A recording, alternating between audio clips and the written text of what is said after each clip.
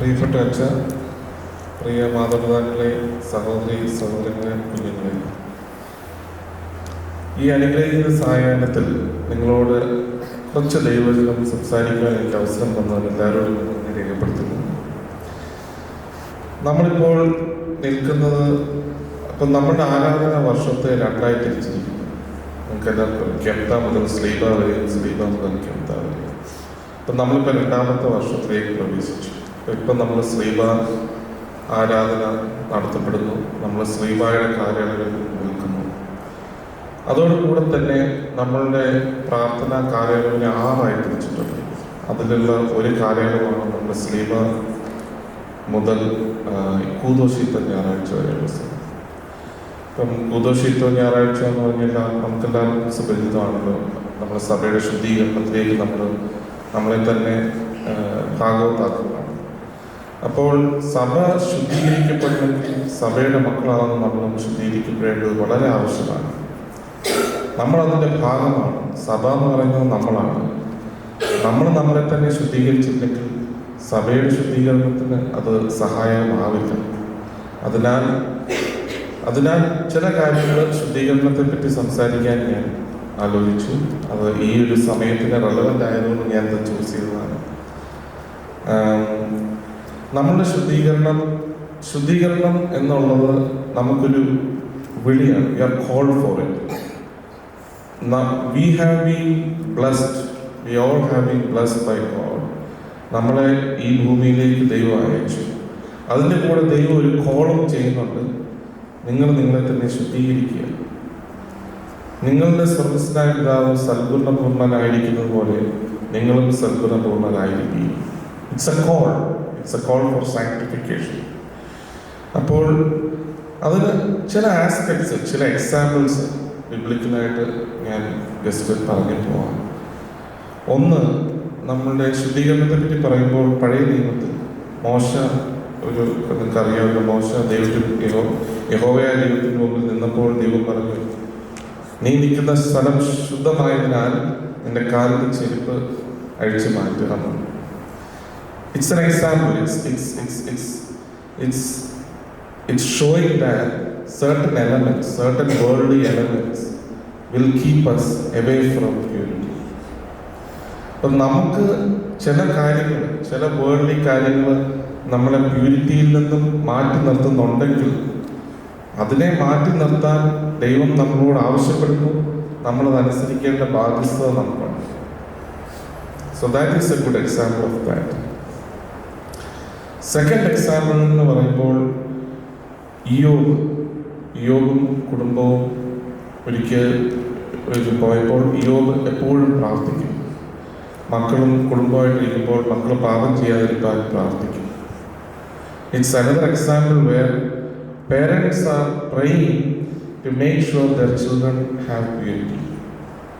അതുപോലെ പേരൻസിന്റെ പ്യൂരിറ്റിയും ആവശ്യമാണ്, ചിൽഡ്രൻ്റെ പ്യൂരിറ്റിക്ക്. ഇപ്പം everything is interrelated. Purity cannot come by itself. നമ്മളെല്ലാവരും അതിന് എഫേർട്ട് എടുക്കണം. അതേസമയം നമുക്കൊരു കമ്മിറ്റ്മെന്റ് ഉണ്ട്. It's not a hard task. ദൈവം അതിന് പറഞ്ഞിട്ടുണ്ട്, നിങ്ങളുടെ പാപം കടും ചുവപ്പായിരുന്നാലും അത് ഹിമം പോലെ വെളുപ്പിക്കുന്നു. It is a promise. It's a commitment given by God saying that it's an easy task. We only need to agree to it. നമ്മൾ അതിന് മനസ്സ് നമ്മളെ തന്നെ ആക്കി നമ്മളെ തന്നെ അതിന് എഗ്രി ചെയ്യുമ്പോൾ ദൈവം അതിന് നമ്മളെ ഹെൽപ്പ് ചെയ്യാൻ തയ്യാറാണ്. പരിശുദ്ധനായ പൗലോസ്ലീഹ പറയുന്നു, നിങ്ങൾ ദൈവത്തിൻ്റെ വചനം അത് മായമില്ലാത്ത പാലാണെന്ന് പറയും. ദൈവത്തിൻ്റെ വചനത്തിലൂടെ ശുദ്ധീകരിക്കപ്പെടുന്ന ഒരു അവസ്ഥയുണ്ട്. യോഹന്നാൻ സ്ലീഹ ഓർമ്മിപ്പിക്കുന്നത് പോലെ ഈ വചനത്താൽ നിങ്ങൾ ശുദ്ധീകരിക്കപ്പെടുന്നു. അപ്പം ദൈവവചനത്താൽ നമ്മളെ തന്നെ ശുദ്ധീകരിക്കുന്നു. അതിനാണ് നമ്മൾ ദൈവവചനം അതിനായി നമ്മൾ ഉപയോഗപ്പെടുത്തുന്നത്. അതുപോലെ 1 കൊരിന്ത്യർ 6-19 മുതൽ 20 വരെയുള്ള വാക്യങ്ങൾ പറയുന്നു, our body is the temple of God. അത് വളരെ ഇമ്പോർട്ടൻ്റ് ആണ്. Again, as we said, we have the responsibility to keep our bodies pure. Because ദൈവം എന്താ പറഞ്ഞിരിക്കുന്നത്? എൻ്റെ ആലയത്തെ നശിപ്പിക്കുന്നവരെ ഞാൻ നശിപ്പിക്കും. നമ്മൾ ദൈവത്തിൻ്റെ ആലയമാണ്. അപ്പോൾ we have the prime responsibility to keep our bodies pure. നമ്മളുടെ പ്രവർത്തികൾ, നമ്മുടെ വാക്കുകൾ, നമ്മുടെ ചിന്തകൾ എല്ലാം നമ്മുടെ ബോഡിയെ അശുദ്ധമാക്കും. അതിനെ നമുക്ക് it's a hard task. It's better easy done than said. പക്ഷേ നമ്മൾക്കത് അച്ചീവ് ചെയ്യാൻ നമ്മൾ മാക്സിമം ശ്രമിക്കണം. അത് വളരെ ഇമ്പോർട്ടൻ്റ് ആണ്. So we keep our bodies pure for God to make his temple pure. പരിശുദ്ധനായ മത്തായി ശ്ലീഹായുടെ സുവിശേഷം 5-ാം അധ്യായം 38 മുതൽ 48 വരെ വാക്യങ്ങൾ. ആ ഭാഗങ്ങളിൽ ക്ലിയറായിട്ട് ഇതിനുള്ള ഇൻസ്ട്രക്ഷൻസ് നൽകുന്നു. How we can make pure. If anybody can just read to it quickly, that would be great. പരിശുദ്ധനായ മത്തായി ശ്ലീഹായുടെ സുവിശേഷം 5-ാം അധ്യായം 38 മുതൽ 48 വരെയുള്ള വാക്യം.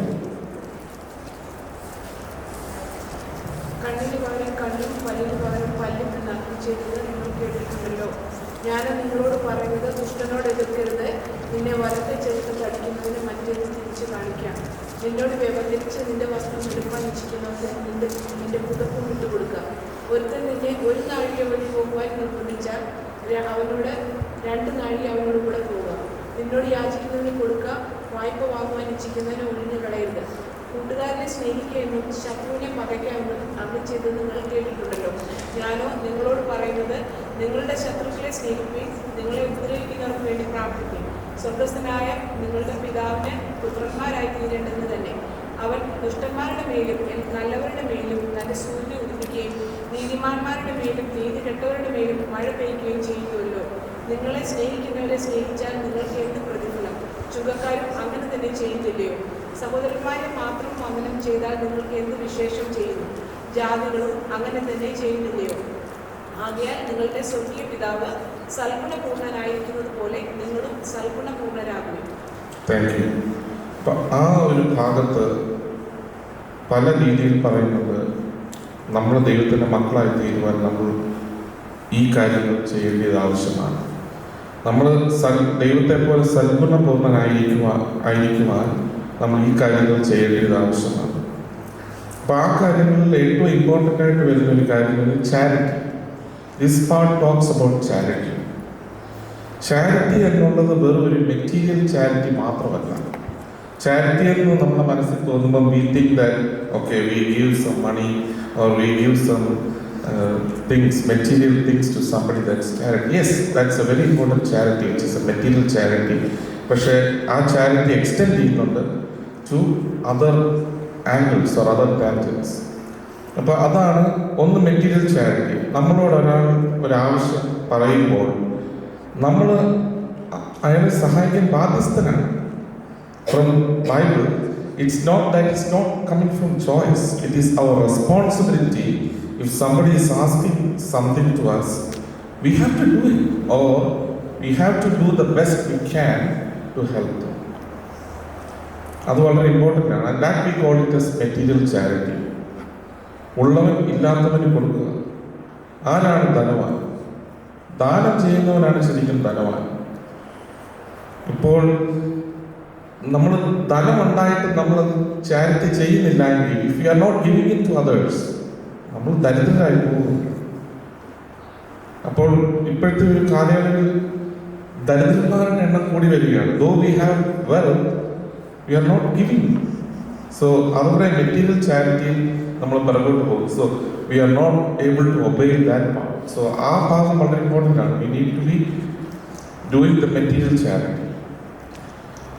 രണ്ടാമത്തെ ഒരു ചിന്ത ആ ഭാഗത്തുള്ളതെന്ന് പറയുന്നത് നമ്മളുടെ ഇമ്മെറ്റീരിയൽ ചാരിറ്റി. ഇമ്മെറ്റീരിയൽ ചാരിറ്റി എന്ന് പറഞ്ഞാൽ വേദഭാഗത്ത് എഴുതിയിട്ടുണ്ട്, നമുക്ക് ഒരു ചെകിടത്ത് ഒരാൾ നമ്മളെ അടിച്ചാൽ നമ്മൾ മറ്റേ ചെകിട് കാണിച്ചു കൊടുക്കണം എന്ന് പറയുന്നത് അതൊരു ചാരിറ്റിയാണ്. And it has a lot of meaning, it has a lot of strength. ആ ഫോർഗീവ്നെസ് ഒരു കഥയുണ്ട്, മരുഭൂമിയിലെ സന്യാസിമാരുടെ ഒരു കഥയുണ്ട്. അപ്പം മരുഭൂമിയിലെ സന്യാസിമാരിൽ അവിടെ ആ പ്രദേശത്ത് താമസിക്കുന്ന ധനാഢ്യനായ ഒരു മനുഷ്യൻ്റെ മകള് വീട്ടിൽ വരുന്നവരെ എല്ലാം അടിക്കുമായിരുന്നു.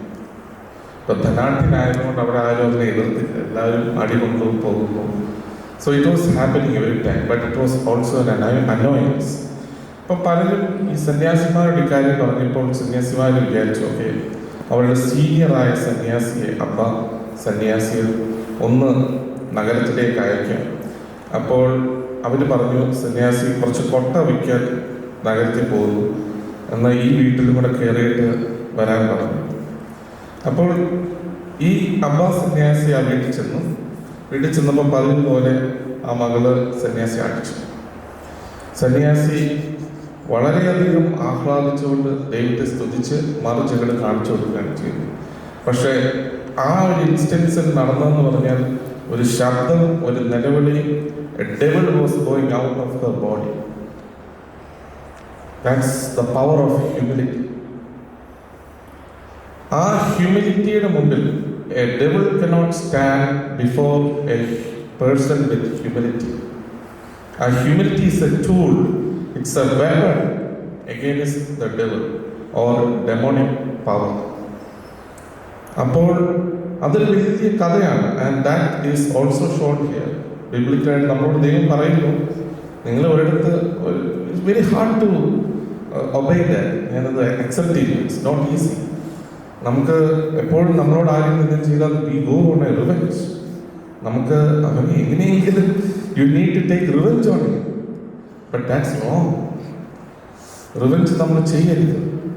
We have to forgive as much as possible. We cannot be perfect, but let's try to be near perfection. അപ്പോൾ അത്രയെങ്കിലും ശുദ്ധി നമുക്ക് ലഭിക്കും. We may not be like God, but we should be close to Him. അപ്പോൾ അത് നമ്മുടെ റെസ്പോൺസിബിലിറ്റിയാണ്. Then that comes the immaterial charity. പിന്നെ ഒരു കാര്യം ആ വേദഭാഗത്ത് നമ്മളെ ഓർപ്പിക്കുന്നത്, നമ്മൾ ശത്രുക്കൾക്ക് വേണ്ടി പ്രാർത്ഥിക്കണം, ശത്രുക്കളെ സ്നേഹിക്കണം. ഇപ്പം നമ്മളെ സ്നേഹിക്കുന്നവരെ നമ്മൾ സ്നേഹിക്കുന്നതിൽ ഇറ്റ്സ് നോട്ട് ആൻ അച്ചീവ്മെന്റ്. അത് നമ്മൾ ചെയ്യുന്നു. പക്ഷേ നമുക്ക് ശത്രുക്കളെ സ്നേഹിക്കാൻ പറ്റുമോ? Is that A question. അവർക്ക് വേണ്ടി പ്രാർത്ഥിക്കാൻ പറ്റുമോ? അവർക്ക് വേണ്ടി അവരെ സഹായിക്കാൻ പറ്റുമോ? ഇൻ മെനി ഒക്കേഷൻസ് അത് പ്രാക്ടീസ് ചെയ്തവർക്ക് ആ ഒരു ആനിമോസിറ്റിയെ കുറയ്ക്കുവാനും പീസ് കൊണ്ടുവരുവാനും സാധിച്ചിട്ടുണ്ട്. അങ്ങനെ ഒരു ആക്ഷൻ, അങ്ങനെ ഒരു അല്ലാതൊരു ഫലം ഉണ്ടായി കണ്ടിട്ടില്ല. ഓൾവേസ് ഫോർഗിവ്നെസ്, ഹ്യൂമിലിറ്റി, ഈ ആക്ഷൻസിലൂടെ always there has been miracles, there has been positive outcomes. ആർക്കും അതൊന്നും നഷ്ടപ്പെട്ടിട്ടില്ല. നമ്മളുടെ ചിലപ്പോൾ ആ ഒരു മൊമെന്റിൽ ഈഗോ സാറ്റിസ്ഫൈ ചെയ്യാൻ നമ്മൾ ചെയ്യുന്നു, okay we do it you know, but നമ്മളത് ചെയ്യാതെ നമ്മൾ ഇതൊന്ന് പ്രാക്ടീസ് ചെയ്ത് നോക്കിയാൽ just let's make it a way of our life. അപ്പം നമ്മുടെ ശുദ്ധീകരണത്തിൽ നമ്മൾ എക്സ്ട്രാ ഒന്നും എഫേർട്ട് എടുക്കേണ്ട ആവശ്യമില്ല. Just let's make what is said in the Bible by our God a way of life. നമ്മുടെ ശത്രുക്കൾക്ക് വേണ്ടി പ്രാർത്ഥിക്കുക. നമുക്കൊരാളോട് ദേഷ്യമുണ്ടെങ്കിൽ just think about him, pray for him, may be go and talk to him and try to help him or her. അതിലൂടെ നമ്മൾ spiritual ചാരിറ്റിയിൽ വന്നെത്തുന്നു. And when we do material charity, immaterial charity and spiritual charity as given in that portion of the verses, that's when അവസാനം ദൈവം എഴുതിയിരിക്കുന്നു, വചനം പറയുന്നു, ദൈവത്തെ പോലെ സൽഗുണപൂർണ്ണനായിരിക്കുന്ന പോലെ നിങ്ങളും സൽഗുണപൂർണ്ണനായിരിക്കും. ദൈവത്തിൻ്റെ മക്കളായി തീരുവാൻ നമുക്ക് ശുദ്ധി ആവശ്യമാണ്. It is a necessity to become the son or to become the children of God. So ആ നെസസിറ്റിയിലേക്ക് നമുക്ക് ഈ ആക്ഷൻസിലൂടെ എത്തിപ്പെടുവാൻ ദൈവം നിങ്ങളെ സഹായിക്കട്ടെ എന്ന് ഓർമ്മിച്ചുകൊണ്ട് ഞാൻ എൻ്റെ വാക്കുകൾ ചുരുക്കുന്നു. Thank you.